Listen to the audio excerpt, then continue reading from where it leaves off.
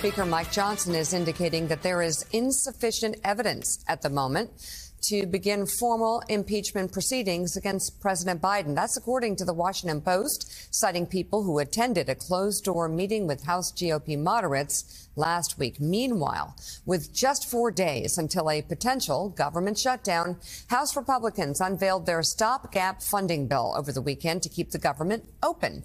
House Speaker Mike Johnson has opted for a two-step continuing resolution. What does that all mean? Joining us now, Chair of the House Democratic Caucus, Congressman Pete Aguilar of California.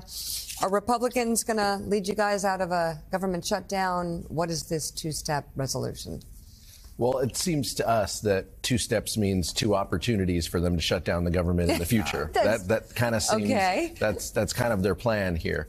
But we're still trying to figure this out and where they want to go. But we have been very clear that we don't want steep cuts in government funding, and we don't want to criminalize abortion care. And they have done all of those in their appropriations bills. I'm on the appropriations committee, and that's what they have done each and every time. So for them to step back, this is a new strategy because they're continuing to fight themselves within that room on where they go and how they fund government. Can you see a way forward with, especially Mike Johnson as Speaker of the House? Is there a way to negotiate and avoid a shutdown?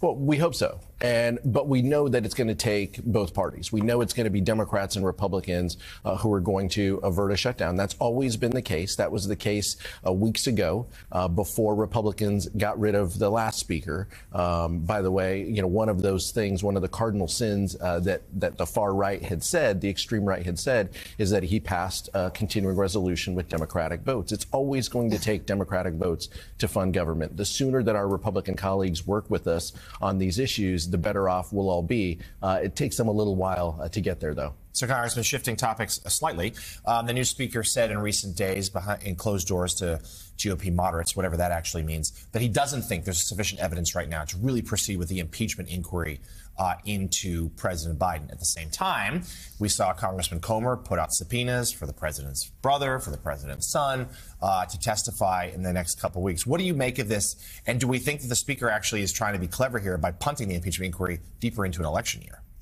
I think he's just trying to appease the Donald Trump wing of the party. I think that's exactly what they're doing. So they're going to continue this on. But he said the quiet part out loud, right? He said the quiet part out loud by saying that it's because of the president's poll ratings that we don't need to continue. For them, this has always been the case. This has always been the case about impeachment in general. It's about weakening your political opponents. It's not about evidence. It's not about seeking the truth or what's good for democracy or governing. This is about your political opponents. And so he just said that part. Congressman, Republican National Committee Chairwoman Ronna McDaniel was on NBC's Meet the Press yesterday, where moderator Kristen Welker asked whether the Republican Party's stance on abortion was a losing one. We have to talk compassionately. We can't attack women. We also have to define ourselves before the Democrats define us. And this is my number one message.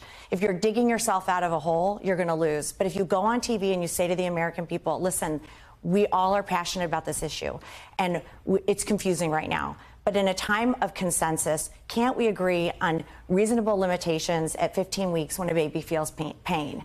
And I think when you do that, will Democrats join me here? Democrats are still extreme on this issue. We win voters, but you have to define yourself first. These are things we can win on, but we have to talk about it. And you can't hide in a corner and think abortion's not going to be an issue. This is what Democrats are running on because they can't run on crime. They can't run on the border. They can't run on fentanyl. $350 million in 2022 was spent on this issue. We just saw it again in Ohio and Virginia. There are lessons we have to take. What do you make of what McDaniel had to say there, that Democrats are extreme on the issue of abortion, which we also, I think, need to use the word women's health care when we talk about abortion, because, again, they stereotype the word. Absolutely. And Democrats continue to support women's health care, women's reproductive rights, including abortion care. And we saw this play out in Virginia, exactly what the chairwoman had mentioned. That exact position was played out in Virginia, and they lost races up and down the ballot on that message alone. The American public have been very clear. They want women to have the reproductive freedom to make their own health care decisions, period. across the states, ballot referendums are succeeding because they're doing just that. Part of what we are going to talk about over the next 12 months is our desire to ensure that that is the law of the land, that we protect women's reproductive care.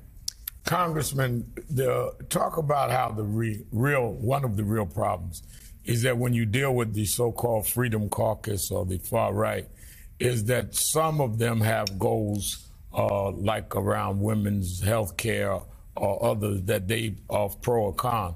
But some of them really, the goal is they don't want to see government really function and work, and they're just disruptors no matter what. And how do you therefore bring in enough people that are not in that to solve this problem? Because some people you're just not, they want to see the government shut down so they can operate in the chaos. Yeah, absolutely. And I think that's true, Rev. I think that's exactly what a group of them want. And that group, by the way, continues to grow and win elections in Republican primaries.